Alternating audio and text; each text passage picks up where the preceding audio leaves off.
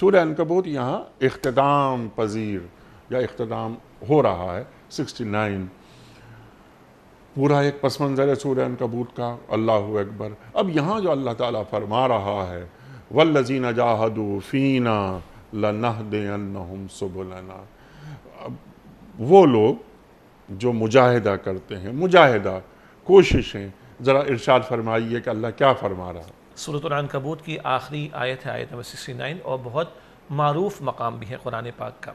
سورۃ العنکبوت کے تعلق سے پہلے بھی ہم نے کلام کیا تھا کہ یہ اس دور میں نازل ہو رہی ہے جب ایک مشقتوں کا دور ہے اور مصائب کے پہاڑ ہیں جو مسلمانوں پر توڑے جا رہے تھے. مکہ مکرمہ کی بات ہو رہی اور ایک تعذیب المسلمین کا دور ہے، اور اس صورت میں ایمان والوں کو استقامت کا مظاہرہ کرنے کی تعلیم دی جا رہی ہے.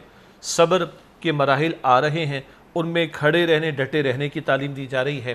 اور اس تعلق سے یہ آیت اس سورہ مبارکہ کے مضامین کا کلائمیکس ہے کہ جس کی خاطر کھڑے ہوئے ہو اس کی بندگی کے لیے، اللہ سبحانہ و تعالیٰ کی بندگی، اس کی بندگی کی دعوت دینے کے لیے، اس کی کبریائی کے اعلان کے لیے، اس کے دین کے غلبے کی محنت کے لیے، اس ساری محنت کو اگر ایک جامع لفظ میں بیان کیا جائے تو وہ جہاد ہے. اس کو ہم سمجھیں گے انشاءاللہ. اس سے کہ جس دور سے ہم گزر رہے ہیں اس دور میں بعض دینی اصطلاحات غیروں نے تو ان پر اعتراضات کیے ہیں، ملائن کیا ہے اور ان کو مس کوٹ کیا ہے.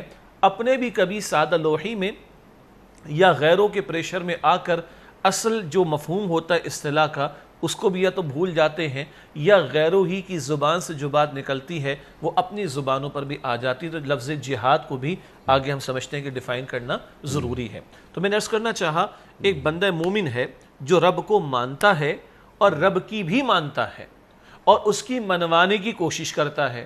خود اللہ کا بندہ بننے کی محنت، بندگی کی دعوت دوسروں کو دینے کی محنت اور بندگی والے نظام کو، اللہ کی حاکمیت کو زمین پر قائم اور نافذ کرنے کی محنت میں جو لگا ہوا ہے، اس کی ساری ان محنتوں کو اگر ایک ٹائٹل دیا جائے تو وہ لفظ جہاد بنتا ہے.